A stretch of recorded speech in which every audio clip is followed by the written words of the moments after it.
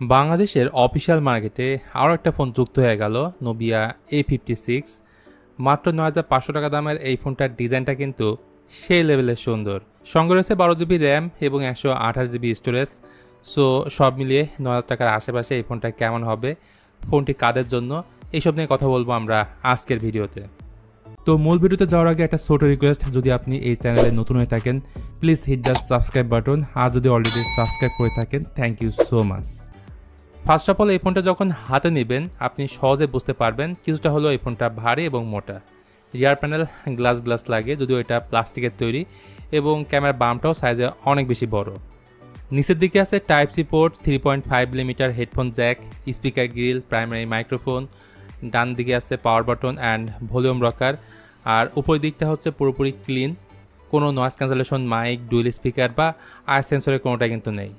অপর পাশটায় থাকছে সিম card tray, যেখানে দুটি ন্যানো সিম কার্ড প্লাস একটা এসডি কার্ড ইউজ করা যাবে। মোট দুটি কালার এই ফোনটি মার্কেটে পাওয়া যাবে।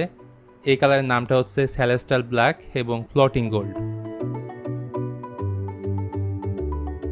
এখানে বলে রাখি, রেড কালারের যে পাওয়ার বাটনটা আপনারা দেখতে পাচ্ছেন, বেসিক্যালি এটা হচ্ছে side Mount fingerprint scanner.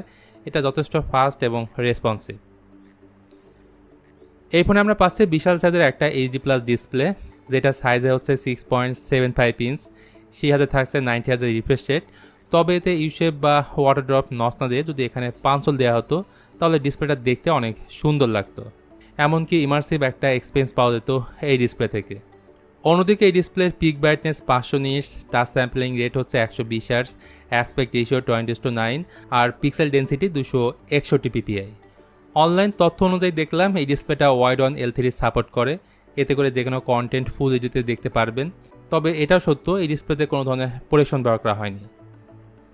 Processor হিসেবে নোবিয়া A56 এ থাকছে ইনিসকের T7-200 বা আমরা বলতে পারি T606, যা মূলত 12nm একটা চিপ, এবং এটা বেসিক্যালি এন্ট্রি লেভেলের জন্যই তৈরি করা। এই ফোনের রেগুলার র্যাম থাকছে 4GB, এক্সট্রা 8GB র্যাম বাড়ি নিয়ে 12GB পর্যন্ত করতে পারবেন। আর স্টোরেজ পাওয়া যাবে 128GB। এখানে র্যামের টাইপ হচ্ছে LPDDR4X এবং স্টোরেজ টাইপ eMMC 5.1। টুকটাক 2D টাইপের গেমগুলো এই ফোনে খেলা যায়, অবশ্যই সেটা লো সেটিংসে।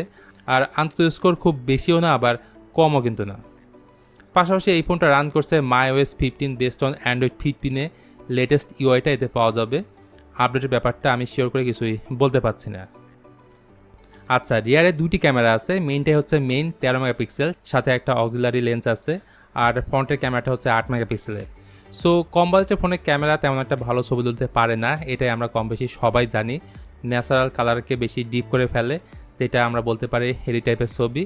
মোট কথা, ভালো ছবি তুলতে গেলে প্রচুর আলো থাকতে হবে, লো লাইটের ছবি মোটেও ভালো আসে না।